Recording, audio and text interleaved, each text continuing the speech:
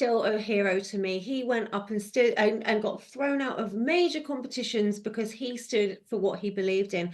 And to think that you're going to tell the fittest man, one of the fittest men on the planet, how to be healthy by injecting themselves is like absolutely insane to me. So, and then you see all the other articles about these weird things he does for his health and his fitness. Well, it seems to work, doesn't it? I'd rather take advice from him than one of these, fat, miserable people, unhealthy people in their office telling you what you should do and what you should take and how you need to inject yourself to have some health. So I'd rather listen to Novak. Let's get to the countdown. At number 50, he's a hero when it comes to bodily autonomy and when it comes to standing up for what's right. But Novak Djokovic was booed by the woke mob at Wimbledon. Watch. And to all those people that have chosen to disrespect the player, in this case me, have a good night.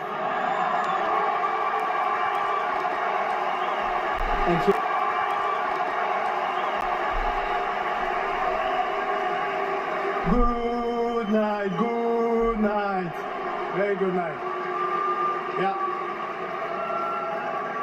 I'm hoping that they were just commenting on Runa and that they weren't disrespecting you. They were. I don't accept it. No. I know they were cheering for Rune, but that's an excuse to also boo. Listen, I've been on the tour for more than 20 years, so trust me, I know all the tricks, I know how it works. It's fine, it's okay. I focus on the respectful people that have respect, that paid the ticket to come and watch tonight, and love tennis, and appreciate the players and the effort that the players put in here. I played in much more hostile environment, trust me. You guys can't touch me. I mean, June Slater, unfortunately, what that booing shows is there are still a lot of people, especially a lot of middle-class, woke Wimbledon tennis fans who can afford the entry price, who aren't awake, who don't realise what's gone on over the past few years. Well, it just reminded me when you showed that screenshot of the actual stadium, it reminded me of the Colosseum. And that's how stupid people were back in Roman times. They went with the crowd. And this just shows that no matter how middle class you are and how much money's in your bank account, you can't stack it up with common sense, can you? And at the end of the day, the man made a decision to body autonomy. It's his choice. The fittest man on the planet, or one of them, and I think he's allowed that choice because we sit here so many months and years down the road and realise that during the inquiry in the European Union for this virus, I'm trying to be careful with my wording here, that it was proven that it had never been tested for transmission.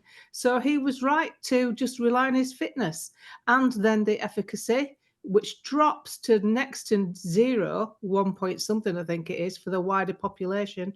I think that Novak made the right decision for Novak, and that's all that matters. The crowd showed themselves up. The crowd showed that just because you're well-heeled and just because you've gone with the toffs for the day and you're paying 20 quid for strawberries and cream, you're not that bright. Exactly, because they still think Novak's is some sort of put-down, Leilani. Yeah, do you know, he is still a hero to me. He went up and stood and got thrown out of major competitions because he stood for what he believed in. And to think that you're going to tell the fittest man, one of the fittest men on the planet, how to be healthy by injecting themselves is like absolutely insane to me. So, and then you see all the other articles about these weird things he does for his health and his fitness. Well, it seems to work, doesn't it? I'd rather take advice from him than one of these, fat, miserable people, unhealthy people in their office telling you what you should do and what you should take and how you need to inject yourself to have some health. So I'd rather listen to Novak. And, they really, really did show themselves up at Wimbledon. That was so disrespectful, horrible behaviour. And to be quite honest, I would have thought better of them. It's a pity to see, but, good on Novak for holding his ground. Exactly. And sort of owning it. There's something to be said for Yeah. that, isn't there? Yeah, no. They are booing me, BBC. And actually, one of the reasons they're booing me, BBC, is because the sick propaganda that you inserted through the minds of the British population for years. But that's a whole other story. Speaking of the British Bashing Corporation, though, at number 49 on our list of the worst of 2024, the persecution of Jermaine Genasis. Breaking right now, another major scandal is engulfing the BBC. Now, I'm not going to rush to judgment on this one, okay? But let me tell you what's happened. Jermaine Genasis, former footballer, became a big star of the BBC, hosting The One Show and appearing on Match of the Day. Well, he has been sacked, effective immediately, by the British Bashing Corporation for quote-unquote inappropriate behaviour. Now, of course, this comes so soon after the Hugh Edwards scandal, which BBC bosses came out of looking appalling. But what's interesting about this is that we don't know what the specific allegations are. We don't know what the claims of inappropriate behaviour are. We hear that Jermaine Genasis has also been dropped by his agent, M&C Saatchi, which really disappoints me, actually, because I think unless he's done something criminal, you'd hope an agent would help to see someone through a difficult situation. But today he has still appeared on Talk Sport, which is interesting. So we don't know if his media career is going to be fully let down by this. Well, Leilani Dowding, we do know now. We know that all Jermaine Genasis did was text message a couple of girls who he fancied. Now, that's a terrible thing for his wife. But the BBC, an organisation which has harboured paedophiles for decades, which allowed Hugh Edwards to announce the death of the late Queen Elizabeth II, getting in some sort of whipped up hysteria over a guy sending a couple of sexts, losing his entire career, not able to replace Gary Lineker on Match of the Day. I think it was a gross overreaction. Massively. You know, Hugh Edwards still got paid after he left the BBC. He was just suspended.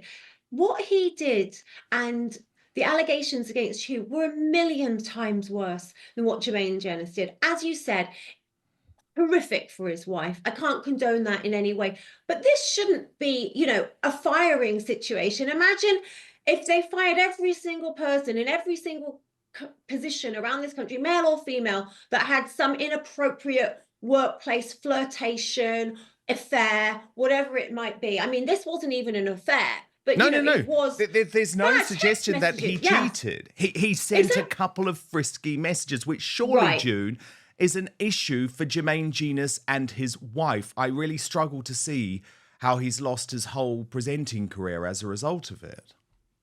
Well, because the world's gone bonkers and now we've got to be upset by everything. If somebody sends you a text saying, wow, nice Babylons, just, you know, if you don't want him to text you like that or whatever it said, I'm not saying that's what he said, then just get over yourself. You see, we're gearing people up to be weak and ineffectual. We're gearing people up to grass each other up. That's the ethos of the whole entire West, not just Britain. Canada, New Zealand, America. Well, America's in with a fighting chance now, but unfortunately, the way that we're moving forward is to create people who the slightest thing that upsets them, they think they've got this entitled right to be offended. And you know, if you're going to be offended by words, what happens when something more physical happens? Yes. You're not going to be able to handle it because you've been used to being able to report someone for wording. And how many people leak stuff like this because of, not because it's necessarily that offensive, but because they've got another agenda, an axe to grind. Maybe they wanted him off the show. Well, the thing is, he should be replacing Gary Lineker right now. And the problem is, all this is going to do is make men terrified to do anything because they can lose their entire careers. And as I say, I think this was an issue for Jermaine Genasis and his wife. They're working through it. He's been very open. He's apologized about that. But what a shame that the BBC won't have Jermaine Genasis hosting. And like you said, his agent doing that to him as well for something that is a personal situation, not, this isn't. I know. Leilani, that's actually one of the worst parts of the showbiz industry, that agents and publicists who are meant to be there for you and are happy to take 20% of your money when things are good, the moment something bad happens, they just run. It defeats the whole purpose of having an agent. But look, let's move on. Number 48 in our countdown of the worst of 2024. Look at this. A young woman, very respectable waitress at a branch of Nando's in London, is attacked by one of her customers, physically attacked by one of her customers. The police are in the vicinity. The Met Police are in the vicinity, but they do nothing about it. Absolutely appalling to see this. I still can't believe that it happened. And it was only once this footage went viral that the Met Police decided to open an investigation, even though they were in the restaurant itself. Now, the victim of that attack released this video. First, though, hot flashes, sleepless nights, weight gain, joint pain. I know a lot of you are dealing with or have dealt with these symptoms, especially the women in the Outspoken family. Now, obviously, I haven't experienced menopause firsthand. That would be scientifically impossible. But I have heard from so many of you about the challenges that come with that stage of your life. So I'm coming to you with good news.